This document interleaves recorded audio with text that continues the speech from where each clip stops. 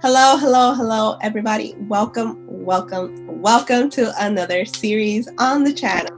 I'm very happy and I'm very excited that you guys are here for another series. My name is Wendy and I am a creator and a transformational coach. And today I am joined by the beautiful Ariel and I'm going to let her introduce herself. Hi, Wendy. Thank you so much for just inviting me onto this series. I'm so excited from just our conversations about where this can go and the potential for service in this convo too. Like you said, my name's Ariel. I am an online holistic fitness coach. I'm a content creator, entrepreneur, and I work with women and support them in sculpting and strengthening from the inside out. And I'm excited about this convo because it goes a little bit layered deeper than the transformation that people normally come to me for, right? A physical fitness transformation. But it gives us this opportunity to talk about that under layer of a deeper transformation. And the question that kind of came up for both of us when we were talking off camera that really just like landed for us, and we're like, okay, other people have definitely felt this way. We should talk about it. Is have you ever felt like there was a time in your life and you thought there's something wrong with me? Yeah. And this came up when we were sharing both of our stories, was like, yes, that exact phrasing was what I felt. I've heard that voice. And so we're gonna dig into those stories a little bit deeper, and then hopefully, be of service and support you guys with experiential knowledge, but also some strategies and things that we actually did to facilitate that thought, and really what we've come to understand is sort of like the start of an evolution. So I'm really excited about that. Yay, I love that. Ariel, thank you so much for being here.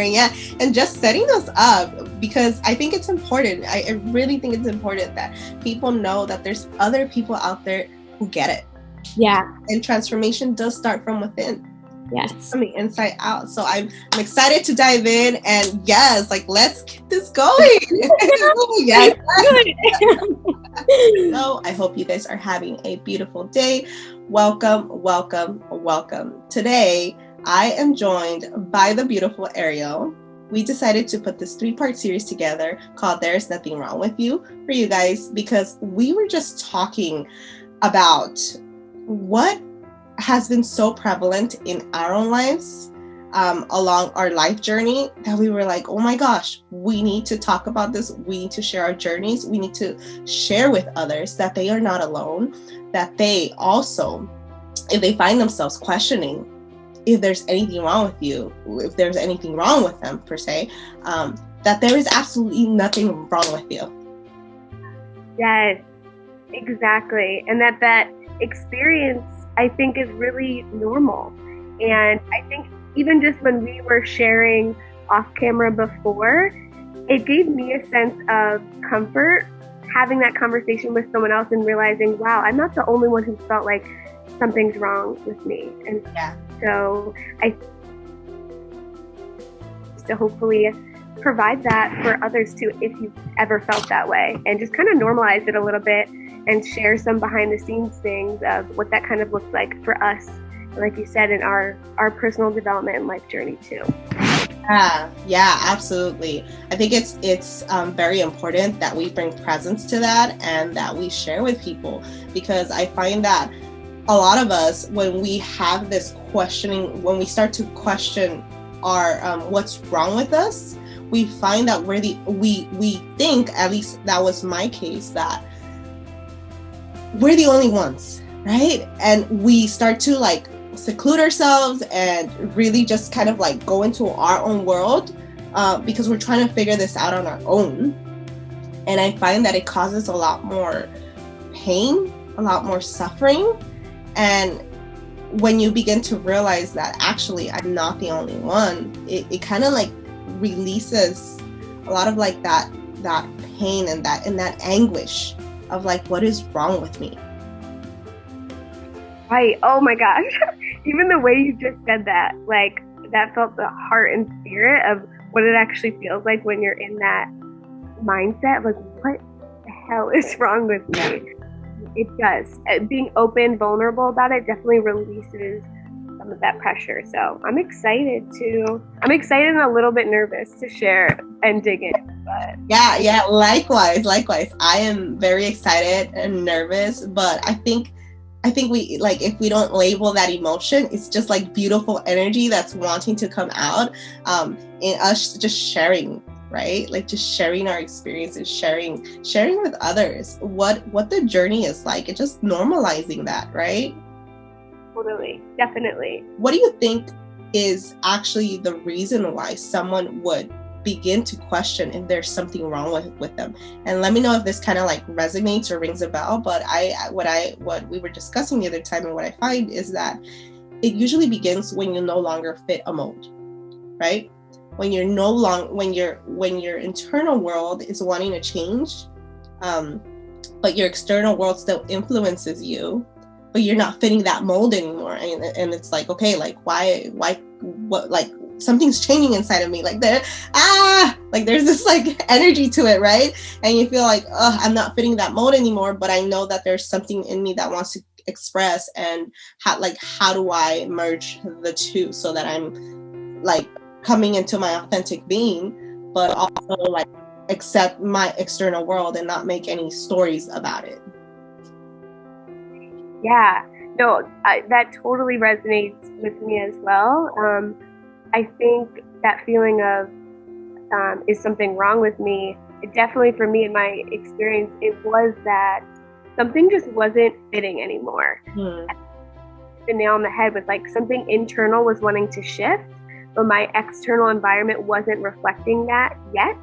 And dissonance.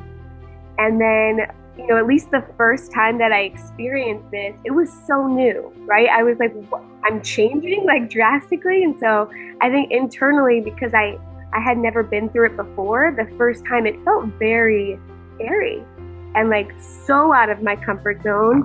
And it felt like who I thought I was just shattering. Yeah. But at the same time, it was exciting because I knew what I could step into was going to be something more exciting, more powerful, more true for me. But there is like a little bit of scariness, at least for me, there was. Yeah. As you were talking, I'm like, yes, I resonate, because I found that what was happening was like the shift of identity, like your identity feels threatened. Like, oh, this person who I thought I was is not really who I am. It's not really who I am. And actually, who am I? Like, who am I? Yeah. Totally. Yeah. I found myself like a lot at night when I first started to experience this shift in like my internal.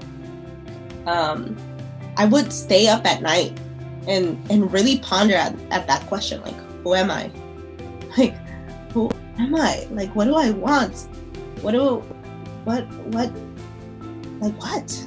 You know, I was like stuck in this loop of like, who am I? Is there something wrong with me? What do I do? How do I change my life? How do I shift? Like, it was bringing me a lot of anguish, not knowing that. And I felt like it was that identity, like that identity of who I thought I was, that was breaking. Yeah. And I think you bring up a good point, though. The fact that you can remember a moment where you were asking yourself these questions. I do think that's the first point of like the trigger to a new evolution or a transformation, is when you start to have those questions. Like, is something wrong with me? Who am I? What do I even want? Like, these are like the very deep introspective questions that, you know, I think we should have with ourselves and be in constant question to get to our truth, right? So I think even though it's scary and the questioning might, if you resist it, can feel like scary, some anguish. If you get curious more and you actually lean in, I don't know, it just like starts to happen. I think, you know, we're gonna obviously dig into that whole process a little bit more, but I think it starts with that self-questioning. Yeah, self-inquiry, right? Exactly. Yeah, self-inquiry, and like I love what you said, like not resist it, because what you resist persists, right? It keeps coming back. But also like lean in, get curious, like what is happening inside of me? No judgment, just like what's in me that's wanting to shift, what's in me that's wanting to change, and how can I lean into that? Totally. And I think probably the hardest part for a lot of people is the not letting the fear freak them out where they retreat, but learning how to actually lean in and tune your ear to like what is going on. And I think it's a process to be able to do that. But I think that's usually where people either we're like, no, screw this, or they do the opposite, they lean in, and then they have that breakthrough, that transformation, evolve to that next level. Yeah. So with like leaning, like retreating and leaning in, like when that first started to happen in your life, did you find yourself kind of like retreating or like leaning in at first? Definitely retreating at first. I will say this, the first time that I feel like I remember that question so heavily, have inside, it took me like 3 years to like really take the bigger pivotal step that was needed in order to accelerate my transformation. But once I did, it was like boom, boom, boom. But it took me I would say 3 years of just going back and forth, retreating, being scared, kind of like doubting myself until, I leaned in more. Yeah. So if you don't mind sharing, where were you before you leaned into like your transformational journey? Yeah. Okay. So whatever you feel called to share. Yeah. So I'm going to take you back like 6 or 7 years ago. I was in college at the time, and I just remember I couldn't really stand the thought of being alone. Constantly seeking a thrill or distraction, really, of some sort at all levels. So to be full transparency, I was consistently high, drunk, or being stimulated in some form. And, I was up late a lot, out partying, definitely using men as a way to escape and not be alone. And I was very, cool about it, though. It was a very, wall, very sheltered wall. But I didn't let people in, and I was okay with that at the time, and it was my way of protection now, and I kind of can see that now. But I had a very big rock bottom experience, and it was about my sophomore year, and full context, I don't know how much you're gonna understand or the audience will, but I had been taking Molly, MDMA, recently for 3 days in a row. And then, the next day comes, my friend's like, oh, do you want to do shrooms, magic mushrooms, which is a hallucinogen drug. I'm sure I'd done it before, no big. But this trip in particular really was groundbreaking, and I had a really dark experience. And essentially, I just remember being in the bathroom, kind of staring at the wall, and I literally felt my head, the expression mind blown. Yeah. I felt my mind being blown. And in that moment, I felt like my entire ego was shattered. I had an ego shattering experience, and what immediately dropped in was, there's something wrong with me. So it was mind blown, there's something wrong with me. And that voice, that whatever it was, it came in so heavy, and I heard it so clear that there was nothing you could tell me that would make me believe that that wasn't true. Eventually, right after, I was very upset. I called my mom crying, all the things. Eventually I settled down. But days after, weeks after, years after, that voice was there. And I started operating from that of like, there's something wrong with me. And so it definitely took a hit on my self-esteem, my self-worth, all of the things I was doing before that was kind of fun, right? It was a little bit more lighthearted. Took a darker turn where, externally it was okay, right? I was a very functioning I hate to use the word addict because it's more an abusive sort of relationship, but I was very functioning. But I could feel the pull a little darker, right? Like where I was like, I could tell I wasn't place anymore. It was from a fill the void place. Yeah. But like I said, externally I was functioning. I got decent grades. A/B student. I did all the things. I worked. I was still somewhat into my health and fitness, right? I tried, but the underlying thing. And so that was a big moment. And then just kind of to accelerate it, right? That went on for 3 years where it was just that, constantly feeling that way, battling it. And then my biggest breakthrough pivotal moment was first actually meeting my boyfriend. Because it was the first time that I felt seen by someone truly, and I felt like someone saw me bigger than I was. So I don't, it basically initiated, it turned a light on in my head for the first time to start to question that thought that there's something wrong with me, right? So him seeing me was the first time I was like, what is this thought? Like, why am I having this thought? He clearly thinks nothing's wrong with me, right? He thinks I'm amazing. Like, why am I doing that? Yeah. And then number 2 was we decided, a year later that we were going to move to Florida. And, where we are now. And at the time we were living in Jersey, still in a college town. So I was very much in the environment that bred and fueled that identity at the time.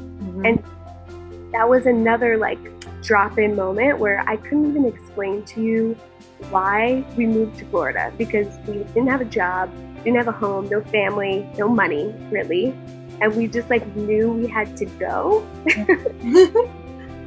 and that was the second pivotal moment, was the shifting of my environment completely, like shaking up everything that was basically feeding this identity, this mold that I know I fit in, and I just didn't know how to get out. So it was one, realizing the thought and questioning it, and then shifting my environment that kind of then accelerated the transformation. But those 3 years on and off resistance before. Yeah. Questioning the thought. I feel like that's really powerful to get. It's like when you find yourself like just thinking there's something wrong with me, or just telling yourself that, like, question, why do you believe that? Yeah. Is it true? Exactly. Yeah. Exactly. Yeah. It's harder than it seems, because when you are thinking this way, it just feels like who you are.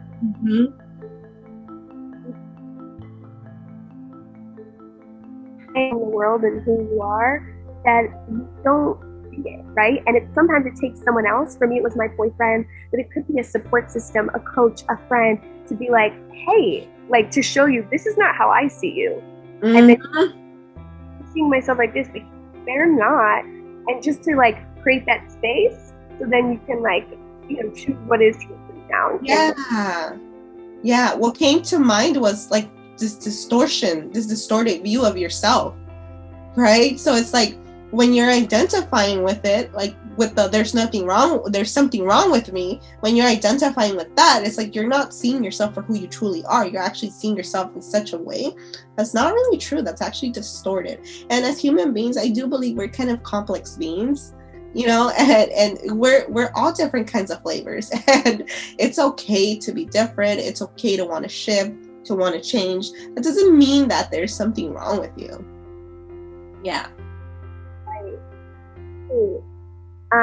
It just, it doesn't mean that. It just maybe feels like it because it's different. Yeah. I didn't know like that was what you went through to get to right now where you're at, which is well let's talk about like the whole shift. Like, so you went through that. You really kind of like dismantled this identity that you had, and then you were kind of like propelled to step into your greatness, right, into your light, right? And do you find that it was like worth it? Every day. Every day I look back at that decision to do something that was scary and logically didn't make sense. And I am so grateful that I listened and I just did it. Because I don't know. Obviously, I don't know if I would be where I am now if I didn't do that. And it's trusting that, and it, you know, obviously working out, you know, a very confidence and trust with myself. Other things, because I mean, I think we probably agree on this, that we go through, I feel like humans go through several evolutions. Yes. And I'm not saying like, oh, that happened, now I'm like, right. And that's it. I know I'm always going to have a next level. Yeah. And so it gives me that confidence to understand it more and trust myself to navigate it when it does come up. It's really worth it. Yeah. I love what you shared. I love what you share right now, because this is something that I always like make a point about. Like, we're constantly evolving, and I think as we are like with nature, you see nature all around, and just that is constantly in evolution. And since we're a part of it, like, how are we any different? Right? We're part of Earth, its inhabitants, and just we're from it. We're from it, at least our physical body, right? And like, we're constantly going to be in a state of evolution. So there's no like, I don't, from what I've like just experienced, there's no like, you get to here and then you're finally there. It's like, no, you get here, and then what's your next level? Oh, what's your next level? What's your next level? Yeah. Oh, and I love that you tied in the environment, because it's so true. I did a post on embracing the season, and just how at Mother Nature, we have seasons, and we have seasons of rest, we have seasons of growth, we have seasons of reflection. Just like the environment, and I think that there's, for whatever reason, a misunderstanding for humans that life is like this linear thing. But at least in my experience, I found it to be a little bit more cyclical. That word? Like, yeah. It's like constant season. Yeah. Yeah, constant season. And how do you be at peace with those seasons, right? Like, just knowing that, hey, this too shall pass. That is the question, Wendy. How did you? Yeah. For sure. And definitely something I'm trying to cultivate a little bit more now is being at peace and being able to have that larger scale view of what season I'm in, and be at peace with it and be able to rock with it a little bit. So. Yeah, I love that. I can absolutely just totally relate to everything that you're sharing, because I had my moment as well, like, where I was just, what is wrong with me? And for me, it was a little bit similar, but also a little bit for me, it started with I was in a relationship for a very long time, right? And I kept on going back and forth. And then there came a point of time in our relationship where we called it quits. But at that time, I already had a child with the person, right? With my partner then. And I didn't know how to like break that mold of being a partner, of being the mother, of being like this person that everybody else needed me to be. And I was completely lost. So when I was faced with like just me, I was like, well, what's my identity? And because I felt like I didn't have an identity, it created deep suffering and deep anguish. So I went into the same. I started just like stimulating myself, right? Being out, wanting to party, wanting to just like just be out, be wanted, be seen, be accepted. So I use men just as much, right? And I'm not very proud of that, but I can, at that moment, that's not what I saw. I can see that now, but at that moment, that's not what I saw. I was more like, oh, he likes me. Oh, good. Like, let's roll with it, you know? But I knew, like, at the end of it, or at the end of whatever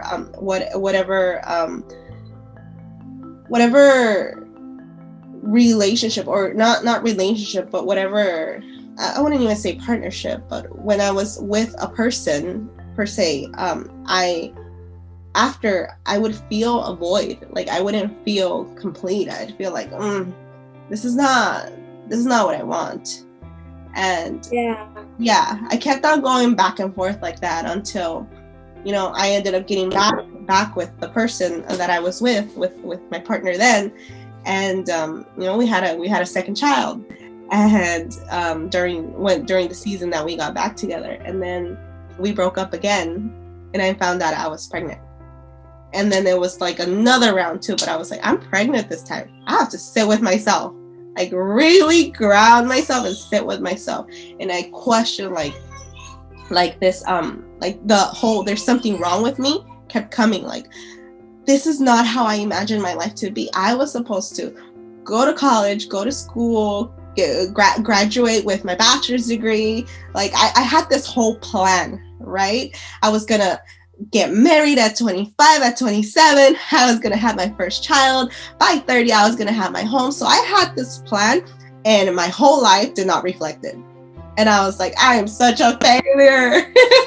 I'm such a failure. There's something wrong with me. Like, what did I do wrong? And it took that moment where I was pregnant to like really sit me down. And it was that moment where I hit rock bottom. I was like, I can't do this anymore. Like, I don't know how to do this. I feel like a failure. I feel like I failed at life. So I really believe that, and that cost me deep suffering. It cost me deep suffering. And then it started with like just how you said, like having other people see or just witness me and hear me and like just reflect back that that's not what they saw. And I was like, wait a minute, you don't see that? You don't see that there's something wrong with me? And they're like no. And they helped me question that belief, right? So like questioning that belief. And I remember I went to a Tony Robbins event, and he was talking about like your life blueprint. Like, if it's not working for you, like change it. And I was like, oh, power in that. Yeah. I was like, oh. And I was like, who's to say my life had to go that way? Right. Like, why can't let's merge with change? Yeah. Like, change is okay. And at that point, when I reflect back, when I look back, I had a hard time with change. I had a hard time with change because safety was something that I needed to feel. And whenever there was change, I did not feel safe.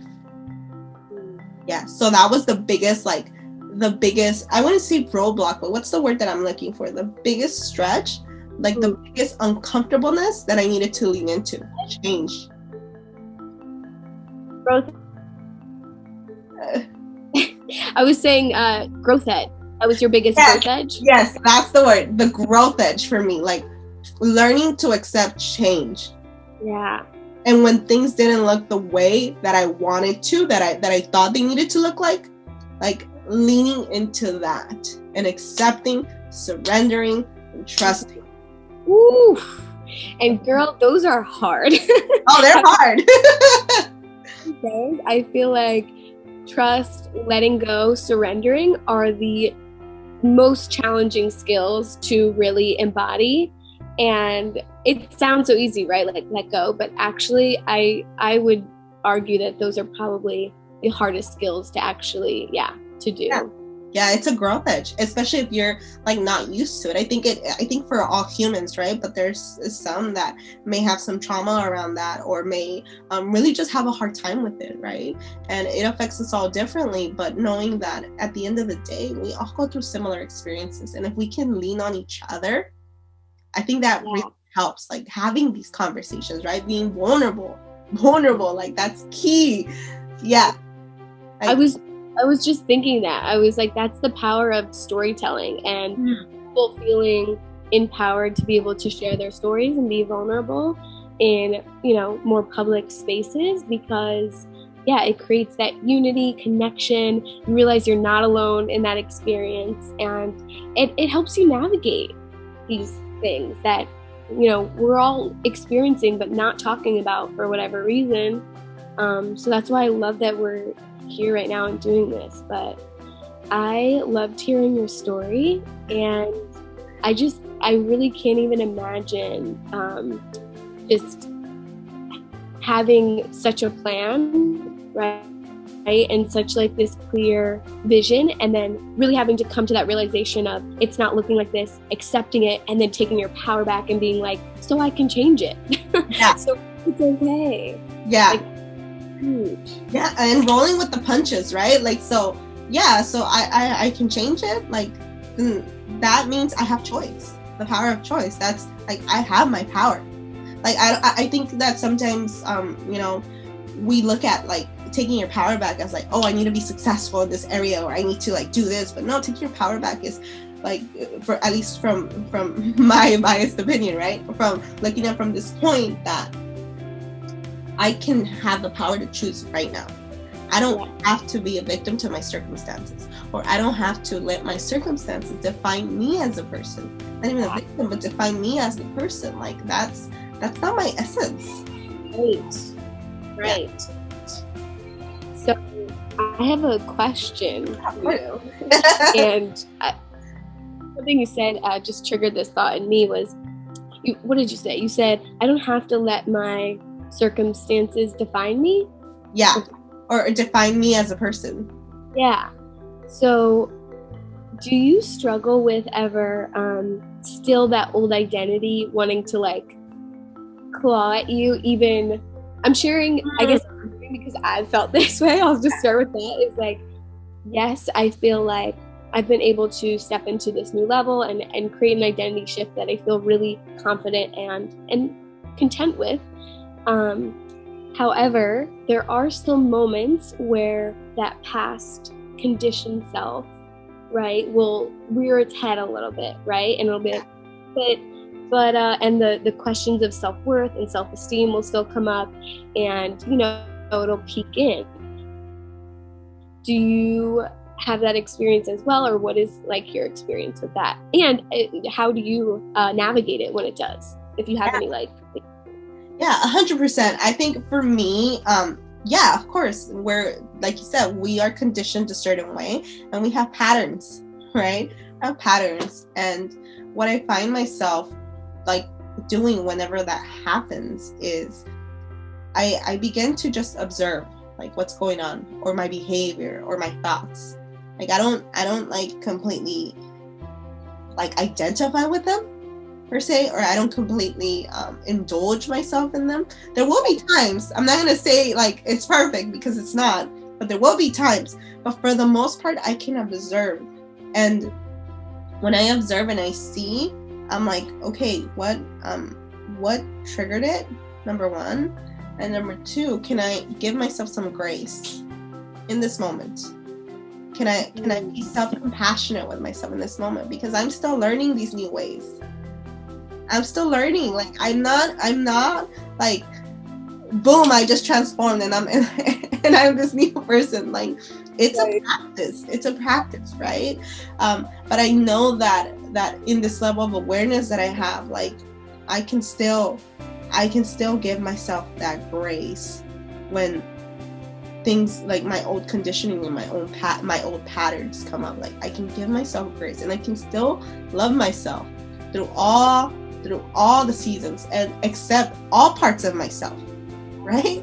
Because I don't think there's a perfect person per se. We all have an ego in our essence, right? So it's like, how do we merge the two so that they work together, right? For our betterment, for our greater good and the greater good of others, right? Because when we can accept ourselves, I believe that we can accept others just as they are. And if we can meet ourselves where we're at, we can meet others where they're at.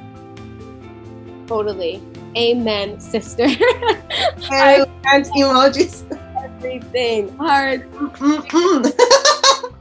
We're going in right now. That's right. Totally. I love what you said about being the observer and being able to bring that compassion to the table. And that to me is taking your power back too, because, you know, it's not getting rid of these parts or these thoughts, right? It's more about being aware of them and being able to bring that acceptance and still bring compassion and navigate and show up the way you want to in your life to be of service or to fulfill your calling in whatever way you feel. Because just, you know, we've been talking about, we all have them, and yet there's like this weird shame, guilt thing where we're like, you know, trying to pretend everything's good and all these things. But really, if we can just be a little bit more open, more compassionate with ourselves, we can also offer that to others. We can be of better service. And I know it sounds so cliche, but make the world a better place. Like, I just feel. Yeah. I resonate with that as well, because I feel like once I'm bettering myself, once I'm healing myself here, once I'm okay and in acceptance of who I am, then I can pass that on to my children, because I have 2 kids, right? And I can teach them and guide them a little bit more. So when I can be with my emotions and like my rough ones as well, right? Like the ones that feel like so heavy, when I can learn how to be with myself with those, I can be with the ones my children are having, right? Because my kids, they're still understanding the world around them. They have big emotions, right? And before, I used to have a hard time with their big emotions because I didn't know how to deal with mine. Well, specifically my beautiful daughter, bless her, because she has, from the beginning.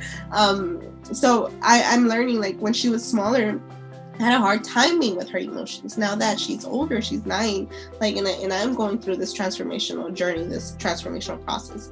I can be with her bigger emotions now.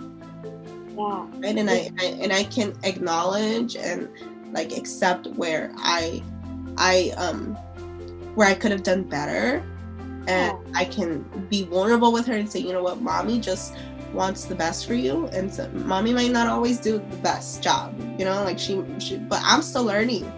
I'm still learning how to be the mother of a 9-year-old. Yeah. So it's like being compassionate with myself and showing her that she can be compassionate with herself too.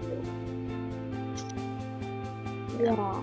And I love that you brought it back to your daughter too, because it's not even just about always like fulfilling your purpose, whether it's like in your career, I don't know, I feel like I always naturally want to talk to like career woman, ambitious, entrepreneur, like all the things, but it's also how you be in your relationships, with your family, how you be with yourself through life, and in everything. So I love that you grounded in that too, because that's super true. Yeah, and I think, everything has its place, right? The ambition, the go-getter, like just, being driven, like I think everything has its place. But I think what I'm learning now is like how do you get to be with yourself, even when you're not like going after everything that you want to achieve, right? The external, right? How do you be when you're just home and when you're just in relationships? And that's some of the hardest work sometimes, because like relationships, like they bring out the worst in you sometimes. They do. they're your mirrors. They're your mirrors, 100%. So relationships are like that beautiful learning opportunity, because they reflect a lot of the times either something that's unresolved, underdeveloped, or even needs healing still, needs a little bit more love and attention. So, but if you can't see it that way, it can feel, like it can not serve you, basically. Yeah, 100%. Like, just like being compassionate with yourself and loving. We come back to this, right? In all parts, in all seasons, in all that is your beautiful self, you. Yeah, exactly. What about for you, after you kind of had that moment where you were pregnant, you said, and like that was sort of like your rock bottom? What were some of like the things you did to start to lean in? Yeah, so beautiful. I leaned into understanding my mind. What was going on in here? Why was I thinking the way that I was thinking? Right? So it started with books, started with podcasts. Then after it started with me going to seminars. After going to seminars, it started me with getting a coach. Yeah. Right? Hiring a coach. That was one of my biggest investments. Like, it also brought up a lot in me, right? Yeah. I was like, my worth is beyond, like, I'm worth the investment. And if there's any investment that I'm going to make, it's going to be on myself, right? Because that's going to have the best return on investment. If I can fix here, I can fix everything else, right? So then that was that, and it led me to meeting incredible people and just like learning how to find my voice. Like, what is it that's wanting to express in me? Because at first I had a hard time with decision making. I had a hard time with like just like declaring what I wanted. Decisions were mostly always made for me. Like, yeah, I made some, but like I always needed to have someone like kind of like validate it a little bit. Yeah, what I wanted to do. Whereas like, wait a minute, I can declare, I can validate what is in my heart. I can do that. I don't have to wait for anybody else to accept my ideas or accept what I want to do. So it's like coming back, I think, and there's a theme here, right? Like coming back to my power, like really, really like harnessing what's in here and like not relying on the external world to give me validation. And again, I don't think you completely are right. Well, probably you do, right? But I think it's just a practice of reaching that level of like just being your authentic, expressive, vibrant, essence self. Yes, I love that. And it's crazy because for me, it was very similar. Like it started with the move, obviously. So that took me out of being with, in certain friendships or relationships that would, be like, hey, let's go to happy hour or, that type of thing. But also reading, right? Getting into certain books, podcasts. This is when my fitness journey really escalated, right? I actually doubled down and I started using the gym as a way to just heal and be with myself and navigate some of the things I was going through. And that in and of itself kind of perpetuated escalated to where I am now in being a fitness coach. Like that started before that, I was not into it at all. Yeah. So it's like, I think for me, like when it comes to like the podcasts and the books, it goes back to like why I was really obsessed and loved this idea of us having this talk was because it gives you a reference point to be like, oh, like someone else went through that and this is how they did it. I can do that. Or concepts, it gives you ideas, it gives you just that connection. It's not just you, and it just starts stirring your mind a little bit to be like, oh, like she had drug problems and drank alcohol all the time, and now her life is completely different. Okay, maybe I'm feeling somewhere in between that, this is possible, right? Exactly. And all, you can see yourself in someone else's story, which gives you that hope, that inspiration to really take steps. So for me, like the podcast and books, that's what that did for me, really, was it gave me these ideas to like that I could do this, basically. Yeah, same here. It was through that journey that led to like having a deep transformational journey within. And it's so beautiful. And I think life has a beautiful way of working in your favor if you just kind of roll with it, right? Like roll with the punches. And I love that we're here now. I love that we're here like sharing our experiences and leaning into one another, right? And providing and creating this space so that others can lean onto us as well, because we get it. Yeah. Totally. Yeah, I'm excited, and it's funny because this whole theme of like not fitting a mold anymore is all just so relevant to some things that I feel like I'm experiencing now, where I'm like in that liminal phase where I can tell something shifting in terms of like my creative energy, sort of how I want to show up with my coaching. And so, but I'm on to myself now, right? Like I've done it, so I know, and I can kind of be with it a lot more masterfully. But it's part of why I was feeling a calling to go deeper. Yeah. Because, you know, I mostly show up on Instagram, and, you know, it's designed a certain way to not be able to have as many of these deeper, longer conversations. But I mostly just feeling that urge to go deeper. And lo and behold, we kind of got connected and kind of started spurring out these ideas. And I was like, this is amazing. Like, this is kind of the space that, I'm leaning into. So what a beautiful way too that you get that you'll be able to support your clients in all, like in a whole 360, in a whole 360 way, not only their physical but like internal. And I think that's the greatest transformation that you can have, like a whole transformation. Yeah. Yes, it's leaning into a bit more holistic fitness coaching, and really facilitating, yes, external transformation, but internal, and starting with the inside out. Yeah. Like, Yes. Exactly like how.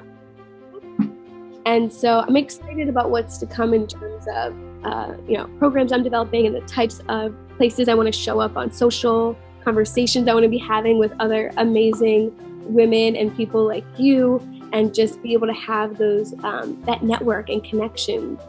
So I'm excited. Yeah, I'm excited for you. I'm excited for what we get to create as a whole. So if you find yourself going through like the similar transition that's wanting to happen in your life, and you're questioning like, what's wrong with me? Like, lean in, right? Lean into your community, lean into your support network, lean into us. Right? We're here, we're in service, we're in full service.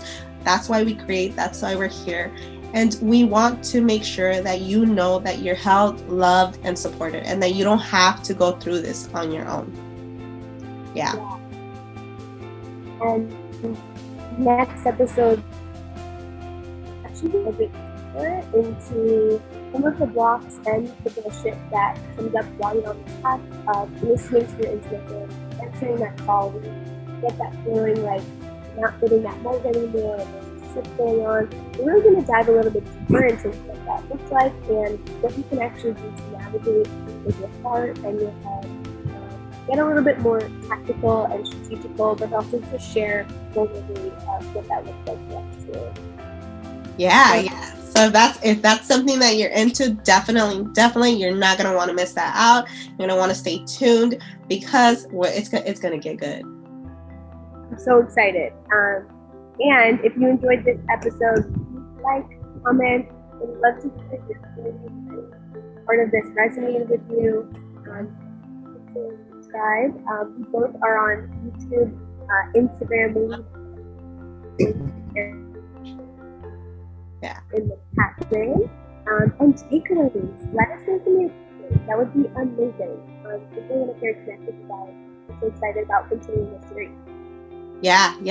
Let us know what resonated with you, all that good stuff, because we definitely want to hear. We're in full service. And thank you again for being here.